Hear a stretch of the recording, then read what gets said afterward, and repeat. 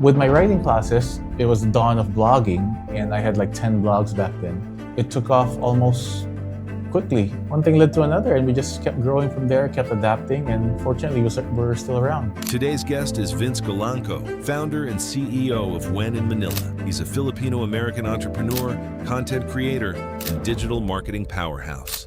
Under his leadership, Whim in Manila has grown into a go-to platform for millions of Filipinos online. We're at the age of AI now. It used to be different 2010 when you started the blog. Facebook was the main platform that was growing then, and we made a Facebook page, and we made sure it was well done. Got 1 million followers there, and it's like, oh, wow, okay, great. And then after that, Instagram, after that, TikTok, and then now AI. We're still adapting to AI. If you don't adapt to it, you might get left behind. You were in the Navy. Yeah, US Navy.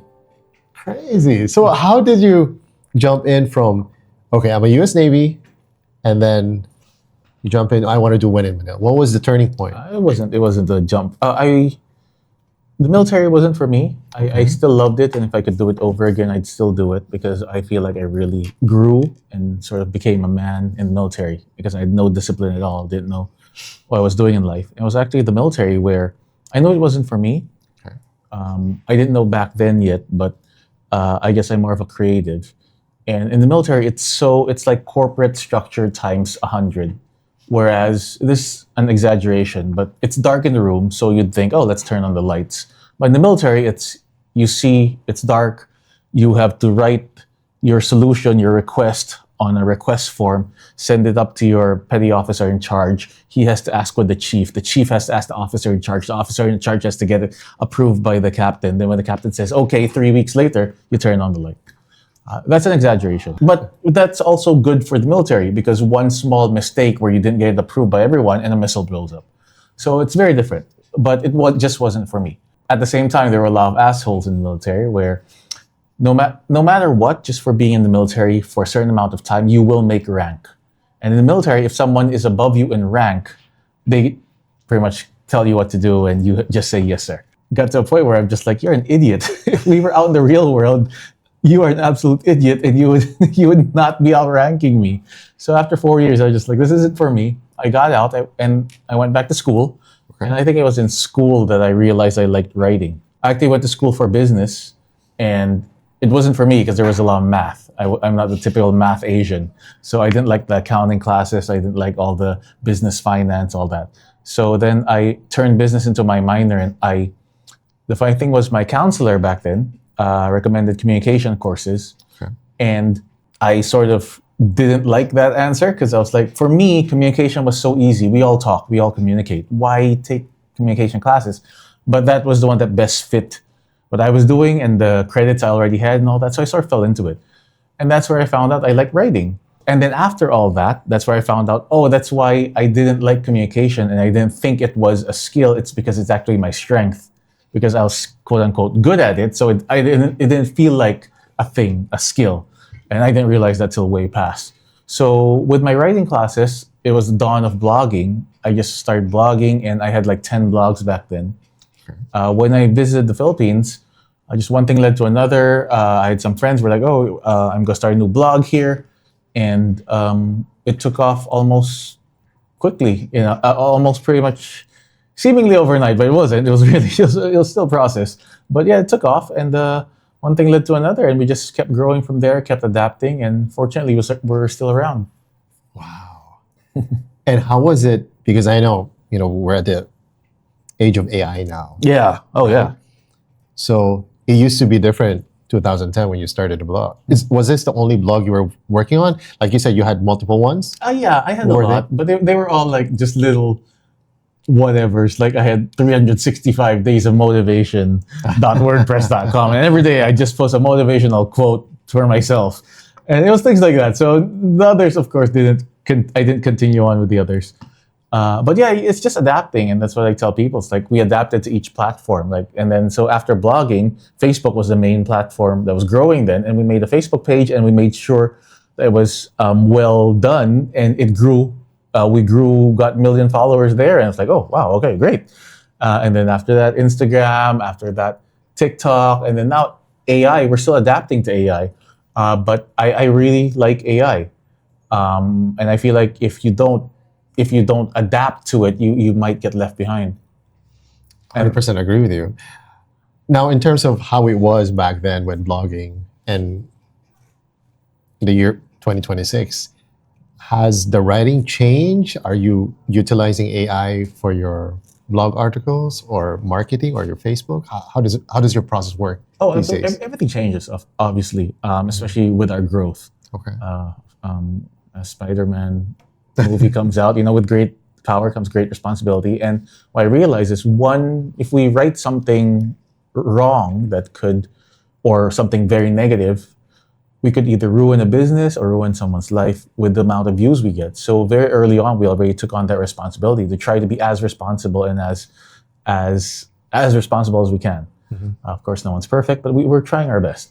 And then with AI, I think it's just we treat AI as like an assistant or an intern, where when we need help researching something or getting initial info, we'll get help from AI. But of course, in the end, we're still responsible for what we do. So we still have to cross-reference, double-check, triple-check everything ourselves.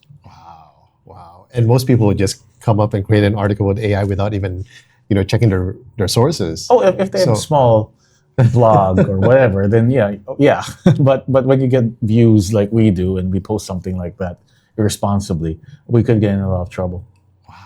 Or we could hurt someone, which we don't want to do.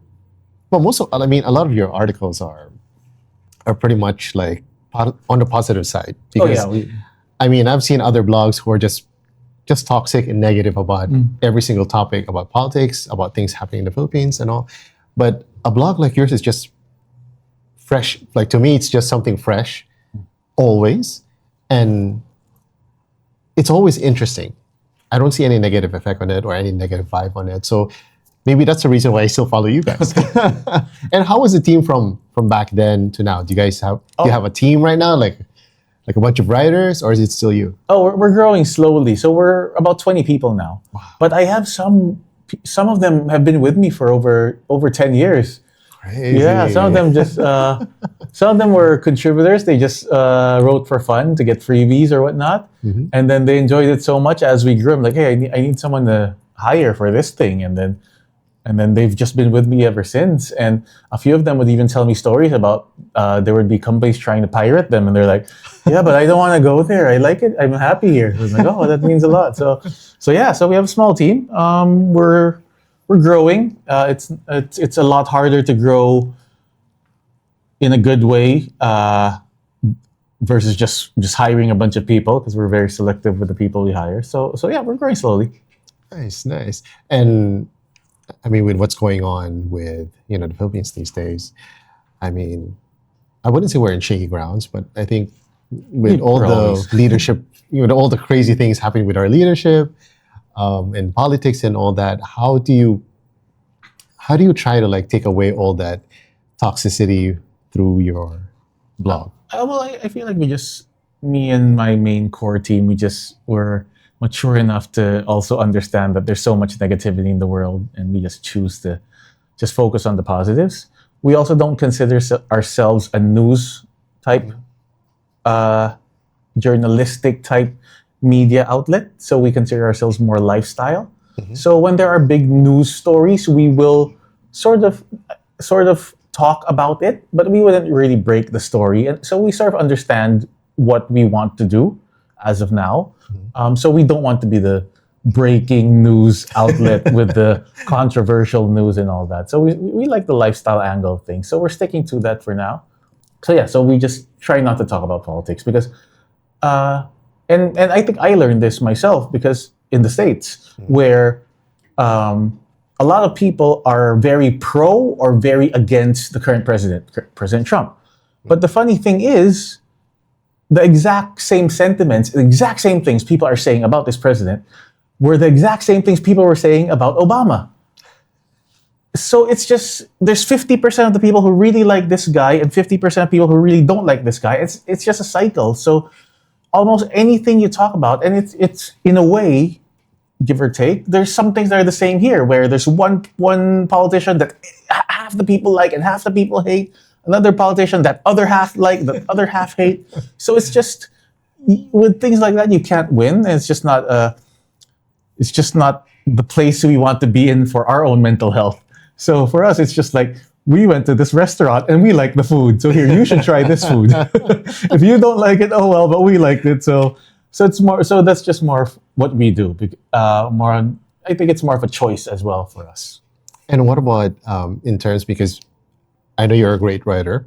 Have you ever thought of creating content like video-wise? I've seen some videos, but I'm talking about, how these days people are more into like documenting something, creating content, and not even faceless. But for someone like you, I mean, pretty sure if you start creating content that way, I mean, I'm still your number one follower. I appreciate that. Thank you so much. And I think because, like you said, you took up communications and all, and you're very great at it, especially when you're writing. So, what do you think is the next evolution of When in Manila? So for the content, we are creating video content. We just don't do long form. Yeah. We just never had the team or we just never had the team for it. We try to dabble in it once in a while, but for the most part, we do well with our shorts, with our reels and TikToks. So we enjoy that. It's fun little quick tidbits. As far as the next phase, of course, AI, as we mentioned, AI is really there. But for When in Manila specifically, we're trying to grow internationally. So we have a small team. We have a Whim. We call it Whim in Thailand, When in Manila in Thailand. Just because the when-ins are all taken. In fact, some of them told me that they got it from When in Manila. Wow. Followed your footsteps. Yeah. So all the when-ins are taken. When in Thailand, when in this, when in that. So we just, to be our own thing, Whim in Thailand, and then Whim in Singapore, Whim in here and there. So we have a few small trial platforms. Niche pages for those different countries that we're growing on. So it seems there's a lot of travel involved, huh? Yeah, a little bit. And what is the best, let's say, when in Manila, what would be what are these categories of topics? What do you enjoy most out of them? So we have a small team, and each person writes about what they enjoy. And it doesn't need to be a permanent thing. It's what they enjoy at the moment. Nice. So you can enjoy food, but also want to watch the newest movie or go to the newest K-pop concert. So we have a lot of people who really just love adventures. Nice. So it just depends. I'm a big geek. Again, I love board games. So at any point, I'd love to. I do board game content. I love great food. So at any point, if I discover a great restaurant, I'll write about a great restaurant.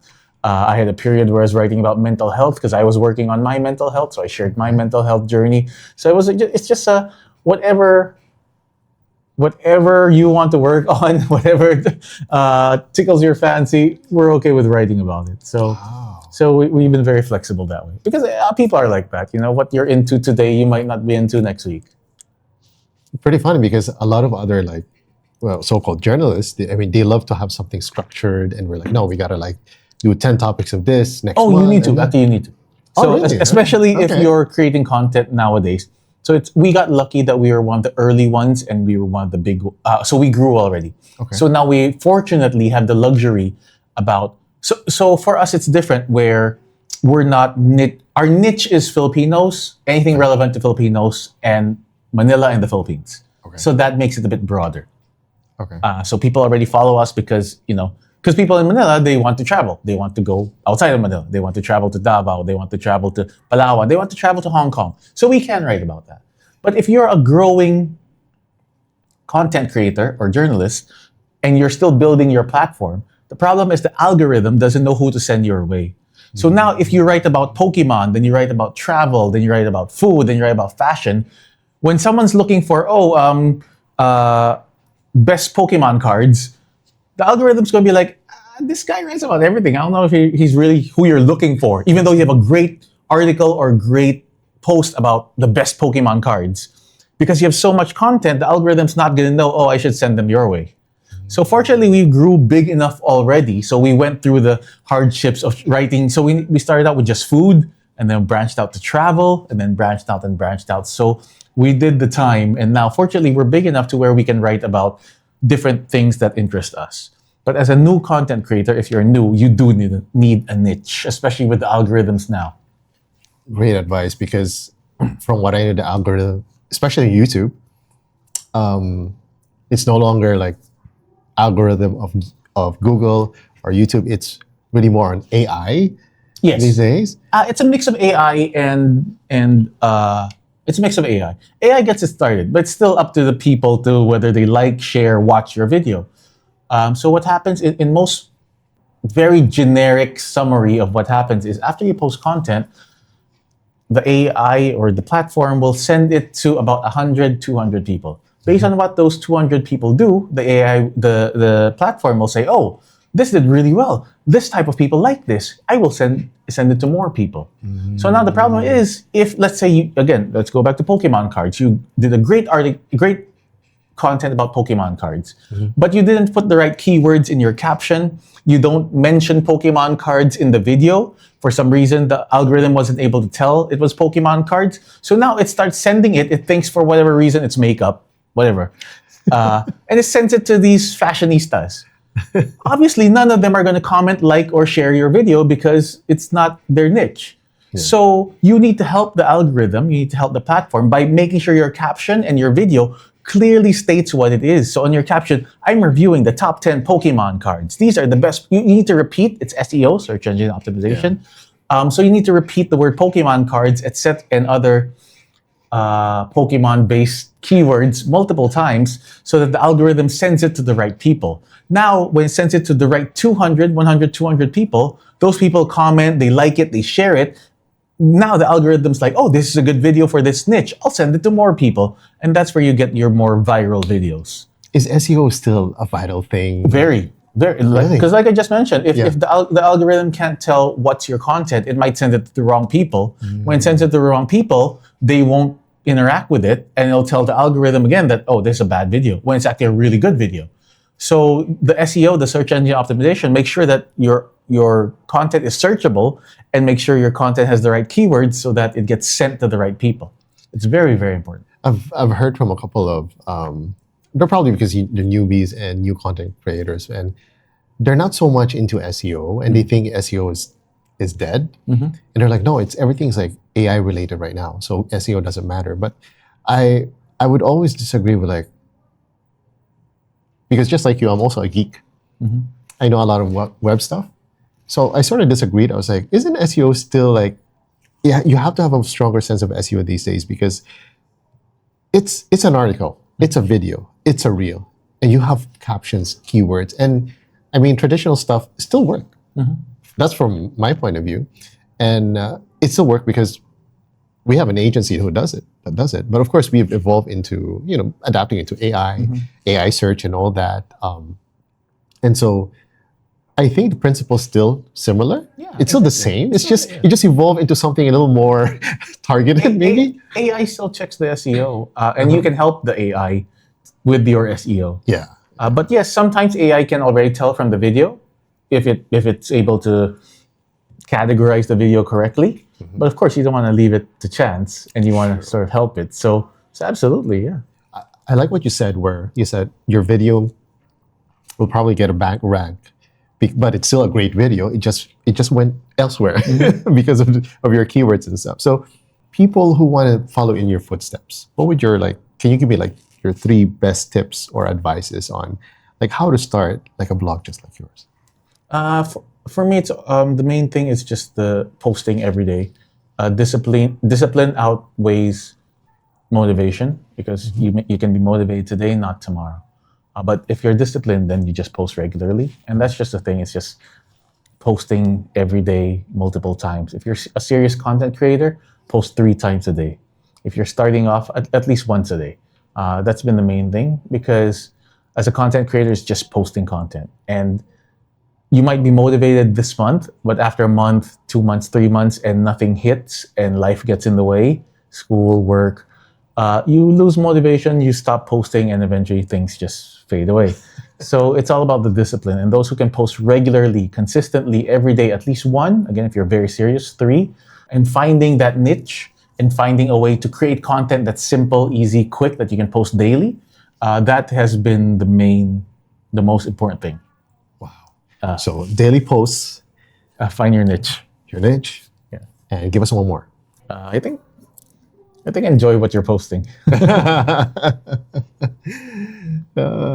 Pretty interesting because one question though, when you say post at least once a day, are we talking short form? It's long whatever. form? No, whatever. Oh, you really? Want. Whatever you want. Yeah. Of course, obviously, long will be harder. So if you get to the point where it's really taking a week, I mean, this is generic advice. What I'm giving, obviously, talking to everyone. But if your specialty is really long form, one a day might not be possible. That's understandable. Then yeah, do your one a week or so. I don't know if one a month is really reasonable, but I think one a week to start off. With content, the problem is you could spend a whole year, a whole month making that one piece of content. But if it doesn't do well, then it's kind of. So in the beginning, as a new content creator, I go for quantity over quality. Not saying post absolute crap, but quantity is more important. To where even if you're long form, but you can cut that up and just post one a day rather than one a week. I personally, I would prefer that. Of course, everyone has their own path. Of course, I'm sure there are some that did well doing the one a week. But yeah, the problem with one a week now, in a month, you only have 4 chances to get seen, to go viral. And if it's really great content, yes, it'll still break through the clutter, but it's hard to make really good content when everyone's making content nowadays. I think I totally agree with you because sometimes it's hard. The hardest part is to start. And did it came to a point when you first started where you're like, oh, let's just publish it. Yeah. It doesn't need to be perfect. Yeah, it got to that point. No, it was. Yeah, absolutely. I think we had videos where we took weeks to create and we post it and gets 1,000 views. And then something like a stupid video of us, of whatever, we post it, 1 million views. We're just like, why do we even try? Why? This took me 10 seconds to record, took us 5 minutes to post and make a caption, and now it has 1 million views. That other video, we had a storyboard, we edited, we got actors, it took a month to post, and then 1,000 views. That's painful. So we're just like, yeah. So it got to a point where we're just like, without sacrificing, and especially for us, for our size, we do still maintain quality. But if you're brand spanking new, sometimes it's not that you're sacrificing quality. Sometimes it even just looks more organic and more real when it's not super edited. When you don't have all the filters, all the makeup, all the everything. It sometimes just looks more real, which is what people want nowadays. They want raw stuff. Yeah, because everything's so inauthentic nowadays. Everything's so staged. Everything's so fake. Especially with AI, everything's so fake. So something real is what people want to see. I think people are so stuck in. I mean, they enjoy creating videos using AI, just getting a snapshot of their face, and they try to make it a faceless video and all that. But sometimes, like you said, I think we're missing that human connection when it comes to content, because people resonate in not necessarily about what the content is, but maybe these is who's making the content. And if they could resonate with the person, with someone who's just ordinary and who talks about the topic they enjoy, then that's, from what I know, from what I've learned from, especially from the Filipino crowd and the market, is that they would rather go that route and have a unedited 5-minute video or 2-minute video, and they follow that. The problem is these days there's a lot of noise out there. So everyone's doing exactly the same thing. Everyone's editing their photos or videos with AI, and it's just noise these days. What are your main core advice on how to stand out with all this noise happening? I feel like it's so cliche just to be yourself. I think again, just try not to edit too much. Again, the more raw it is, the better. If you enjoy what you're doing, I think people will see your enjoyment and it will reflect on camera. Versus if it's staged. Versus if it's, we're here about to try this thing, with this thing. Versus if it's just you really just trying it and not caring whether there's a camera or not. And not worrying about what to show the camera, and you just trying it authentically. So I think it's just being more authentic, which is so much easier said than done. Yeah, it's what's his name? What's that guy's name from New York? Gary Vaynerchuk, right? Vaynerchuk. I mean, the guy. I mean, he takes out his phone. It's just Yeah. that's a minute of content. He's also one of the early ones. So he was one of the Yeah. early. So he was able to grow his following very, very early. And even though he was a wine merchant, I believe. Yeah. But he just started talking motivational stuff. He was one of the early ones. And yeah, he blew up. He blew up so fast, Yeah. and it's crazy how. I mean, how many content does a guy post in a day? Five, Probably a lot, yeah. 10. I mean, it's so hard to match his energy. Well, also, but also don't compare yourselves to others at the same time, Right. because also he's. I don't know before, but now I'm sure 100% sure he has a team now, who helps a little bit. So I wouldn't compare yourself. I mean, yeah, if it motivates you, okay, but just do your thing. If you post one a day, it's all good. If Gary V's posting 5, that's him. It's cool. If you can do that, great. But don't feel discouraged if you can't. That's actually great advice. That came out natural. Huh? I think people compare themselves too much, and then sometimes it just discourages them. That's true. That's true what you said. And I think maybe that's the reason why not a lot of people are authentic, because they try to copy other people's work Oh yeah. and eventually try to give up, and they're like, oh, it's not working out. Mhm. And because maybe they're expecting something that's, wow, I'm at 100 followers and I need to get to like 100,000. And I think they don't have a sense of delayed gratification. So, and from what I know, generally speaking, in the Philippines, are you staying here, by the way, or are you traveling in and out? I travel a lot. You travel a lot. So from the time that I moved back here, 2015, I got to realize that how people are very motivated with with content that's coming from the outside, meaning they see content from foreigners, foreign movies, foreign magazines, foreign music. They don't really love to support local, no matter what. But it looks like in the year since COVID, since 2021, up to this year, everyone seems to have a fascination with content creation from Filipinos. And it's something I noticed that they really enjoy these types of content. There was a moment where, bro, what do you call that? Plain? Where they call it tae content? Yeah. Yeah? Is it shit content? Oh, okay. So in the Tagalog terms, they call it tae content Okay. because they call it really shit content. And those types of content are the 5-10 second type of content that is literally shit content, meaning it has no value at all.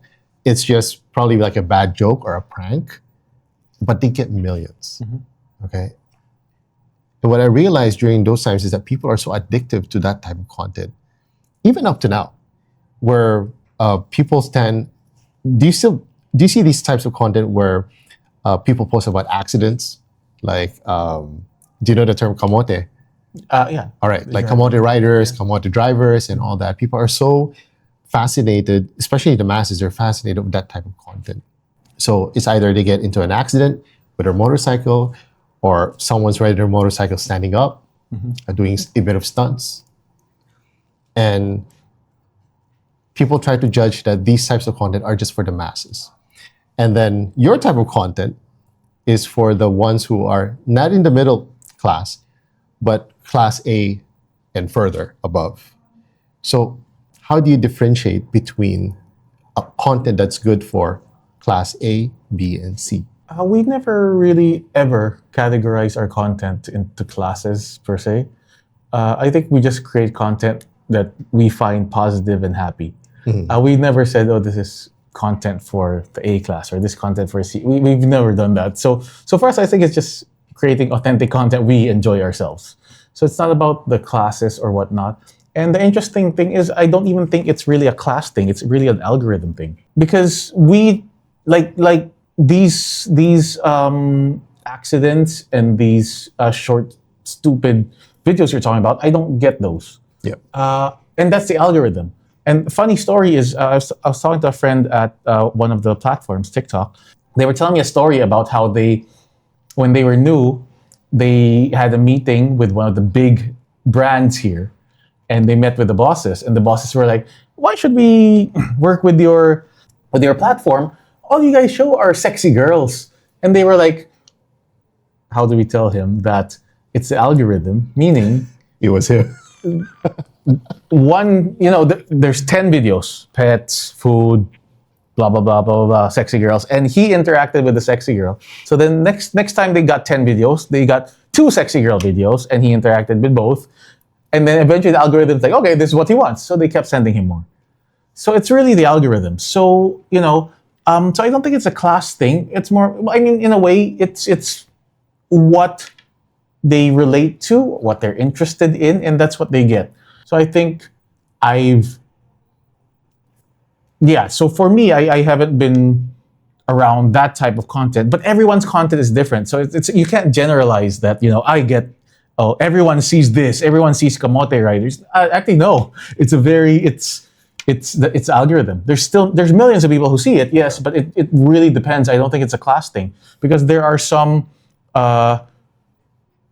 well-off people who, for whatever reason, loves motoring, and they do get those accident videos, or who are very maybe they're fighting for better driving rules or whatnot, so they do get a lot of those videos. And then there are people who are maybe not so well off, but they are dreaming of being well off, and maybe they're watching these videos of Gary Vee motivating them and whatnot. You never know. So it's really an algorithm thing. I love that example where sexy girls. Yes.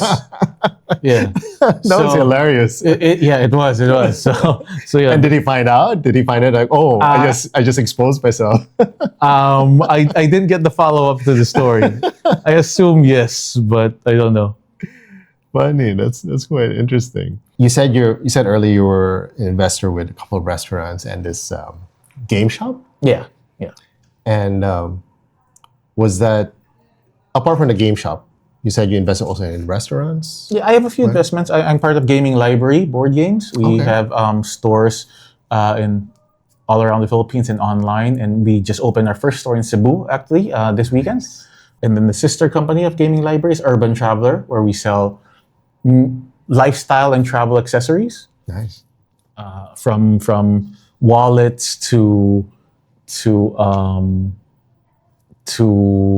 bags to just lifestyle accessories. We have this I don't want to, because my credit cards are here, so but we have these Secret wallets where it's nice. RFID proof, where it can't get scanned, and then you can just pop your cards out. Cool. With a button there. So it's one of the things we sell over there. And then a bunch of restaurants. I'm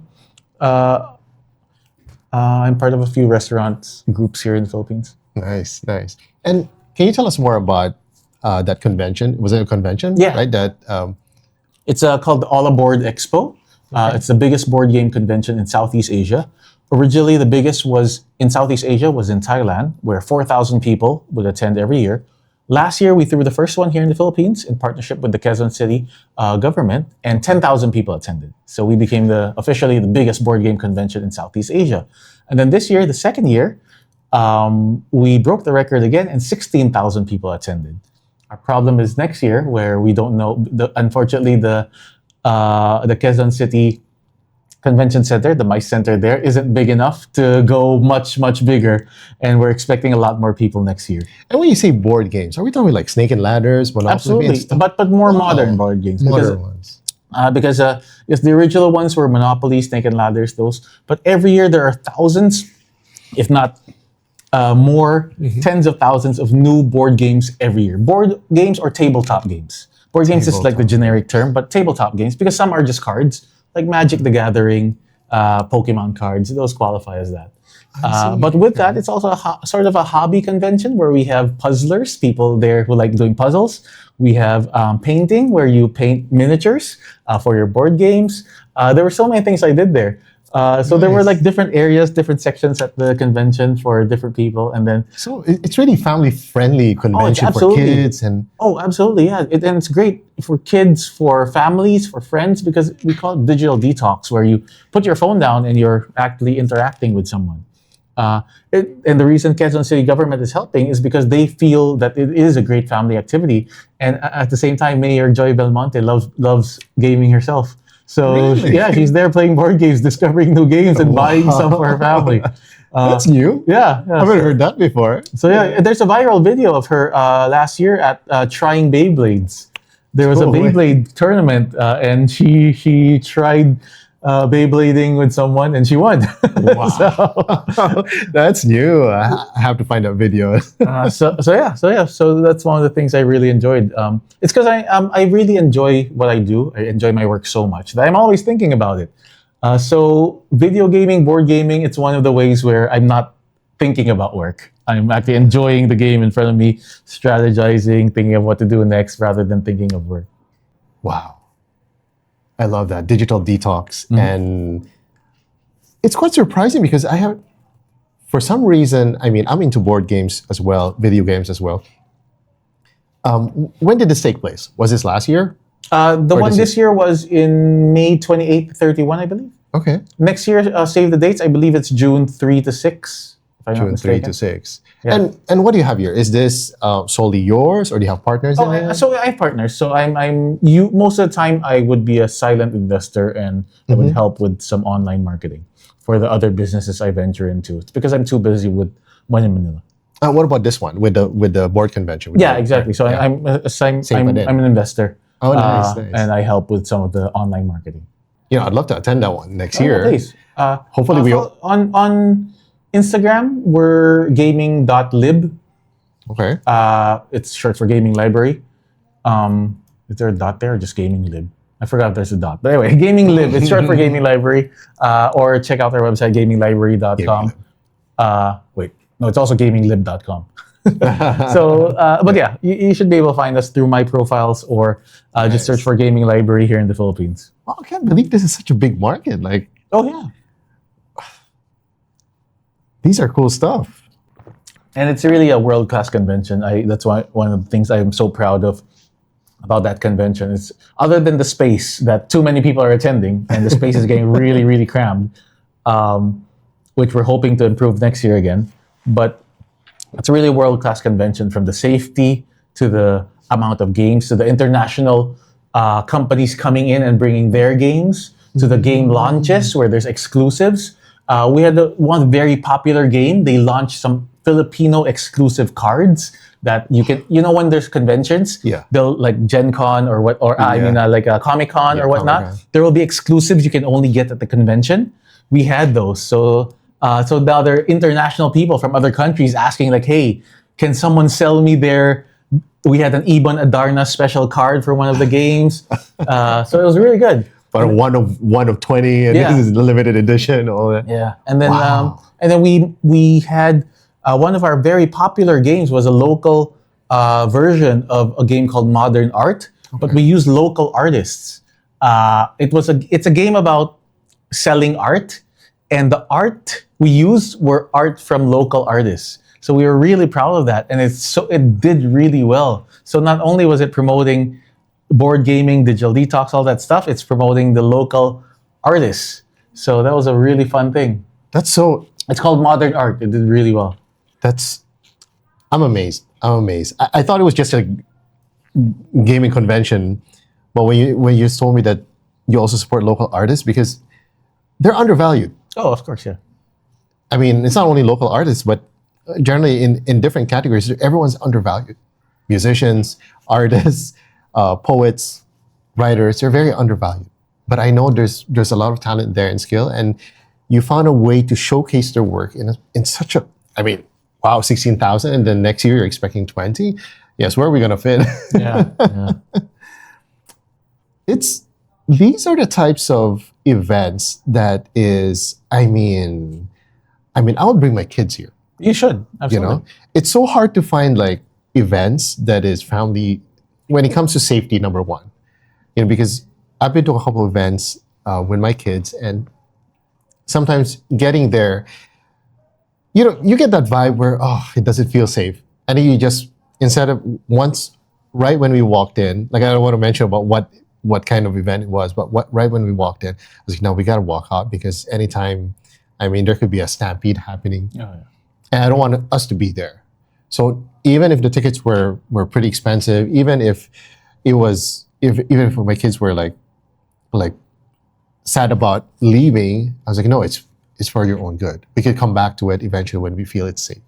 But you sort of made a safe place, and it seems that everyone's just within that type of atmosphere where, yeah, let's go with the family, it's safe.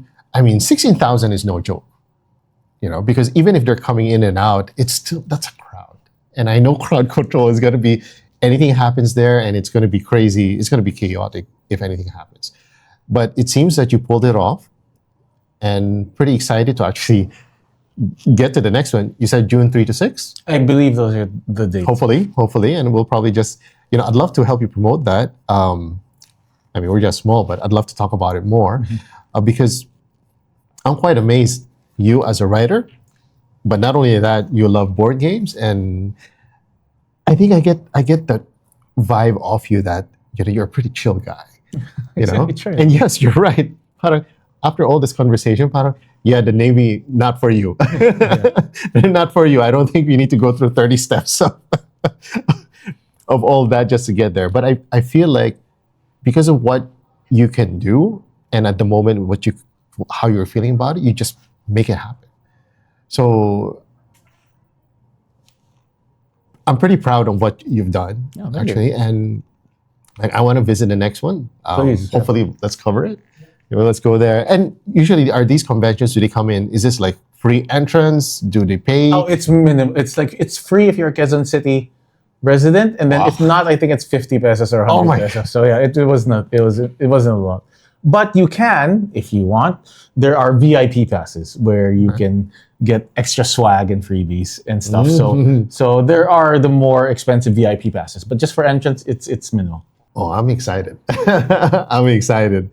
I'm always excited when I bring my kids out to a certain event because all the kids enjoyed it. Yeah. When I see my kids' happiness, that's what gets me excited. Oh, for sure they'll enjoy this because so there are game coaches at every section. So you just walk around, and when the spot opens up, on the busy days you have to wait for spots to open up. But if you're there during the off-peak, there weren't a lot of off-peak hours. But during the off-peak times, you'll see a table, you'll sit down, the coach will come like, oh, you want to try this game? Here, let me show you how. So you don't even have to read the rules or anything. So you're able to try hundreds of games. And just the inner kid in me wants. Yeah. Baka ako yung laging naglalaro. Oh yeah. But you'll play with your kids because there are so many games that are for both adults and kids that adults will also enjoy. And then there were some games for the very young kids. And when it comes to you made a game board convention. How about in terms of are most of the ones that come to exhibit their products, are they all foreign, or do we have No, there was a mix. There's a mix. Some local ones, yes. Okay. And do these local ones, I mean, I rarely So the modern art, that was one of the board games that did well. The best-selling game of the convention is a game called Sinigang. Holy crap. What's it about? You and your family make soup and make sinigang. And whoever gets the most points by making the best soup is the winner. And it's funny because you have to put in ingredients. So it's you're putting in ingredients, but the thing is, and it's so relatable because as a mom, while your mom's cooking, sometimes you're in the kitchen and she's trying to put these ingredients in, but then you'll grab the ingredients, start eating it, and she'll get mad at you like, wait, I'm cooking it. You're taking it. So that's what happens is sometimes if your family members are there, they start eating and you're not able to make the soup right. So it's whoever can make the soup right with all these interferences, they do well. Okay, that's so Yeah, it's very well done. It's a very well done game. I don't know if you're familiar with the game Overcooked. The video game. The video game. So it's sort of similar. There's a lot of obstacles and. I don't know if I would call it similar. No, it's very. Siguro kasi the obstacles and stuff. Yeah, it's very. I mean, in a way, yes. I guess. So there's a lot to discover about Sinigang, the name. Yeah, Sinigang is the name of the game. It was the best-selling game of the convention. Wow. Do you guys have a video of this where you show the highlights? It's all there. Yeah, it's both on When in Manila and it's also on Gaming Library. Yeah. And then the number one of, if not the biggest board game content creator in the world. His name is Tom Vassell. He came here. He was here, so it was sort of a big deal. And he made videos about it. Wow.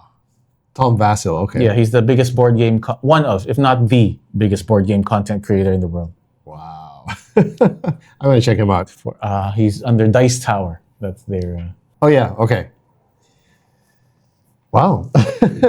Are there any other events, conventions that you've created just like this that's upcoming, or that's is this ito na yun? Yeah, that's the main one. I personally I don't like creating events. They're such a headache. Events are such a headache because there's so many moving factors from the attendees to the sponsors to the logistics to the staff to the venue. Just so many things, to the weather. Oh my God, there's just so many variables. It's such a headache. I did events before, and even just a movie screening. Oh my God, versus working online, which is what I'm used to doing. So I hate organizing events myself. So not for me. Well, at least you found someone who's a great event organizer for that one. Yes.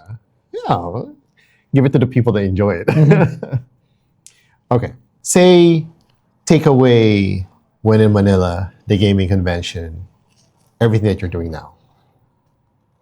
What would Vince be apart from all of this? You mean what I would do for work, or what I would? Anything. If you weren't doing When in Manila, you weren't doing this gaming convention, what would you be doing? I'd probably be living. The thing was, after I graduated college, I was debating whether moving to New York or moving somewhere else. I decided on New York, and I just came to the Philippines for vacation, and that's where the site took off. So if the site didn't take off, I probably would have moved to New York, probably would have started a career there.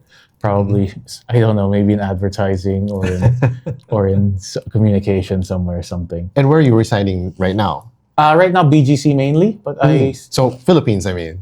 Yeah, BGC. Okay. Depends. I might be traveling a lot more to Bali. We'll see, and Belarus and a few other places. So we'll see. Lots of travel. Yeah. It's great. It's great. And man, there's a lot I want to ask you, but we're not out of time or anything like that. But there's a lot I want to ask you. I want to dig deep. But I really I would like to talk about When in Manila and how you said it's going to evolve soon, right? Where do you think you're going to take that in the next, I don't want to say 5 years, let's say in the next 2 years? Because a lot could happen in 5 years, especially with AI and everything. Are we going to get more, is it still going to be, I'm looking at the website right now, and wow, you guys cover so much categories these days. I'm actually excited with this Whim in Davao, Whim in Thailand. And so who's doing all the writing here? Is parts of your team like, oh, let's go to Korea, let's talk about it, and then you guys collaborate online and just let me open one Korea. Yeah, so we have small teams who handle different things. So it just depends what the editorial team assigns or deliberates for the week. So how is it going? I mean, okay, Whim in Davao, Whim in Thailand, Whim in SG, Korea. How's it going? By far. Slow. We're intentionally slow because I didn't get investors to really grow a big team there and to really push that hard. So we're just taking it slow, seeing if it'll grow organically, similar to the way When in Manila grew. And we're just taking it slow. I love the tech stuff, and actually mainly lifestyle. When I started following, I was like, wow. Okay, let's look. Oh, so this is all WordPress. Yeah, you see. Wow, WordPress, man. Same here. I love WordPress. Even if they did mention WordPress is dead, no, I disagree. WordPress and AI they can coexist properly. Let's dive in more into more personal stuff. Okay. Let's talk about what do you love to eat in the Philippines. What's your favorite food? I just love food in general. But I've been really eating healthy, and especially I think lately I've adopted to more of a European diet. So I've been cutting down on the rice and all that. I found that it's so hard to be Filipino and eat healthy, especially for me, because when I get my Filipino food, when I get my rice, I just eat so much. So I think it's when I was able to push off on the rice and the ulam that I started eating healthier. But all food I love.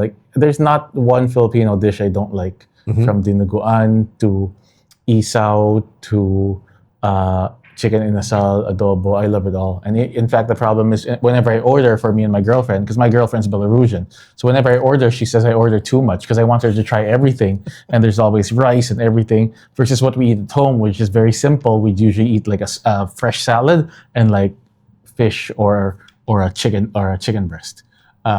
So it's very different every time I order Filipino food, and I think it's when I realized that oh my god, no wonder I had such a hard time staying in decent shape in the past. It's because I was always eating this Asian food that just always had so much rice and so much flavor, and I couldn't stop eating even if I was full already.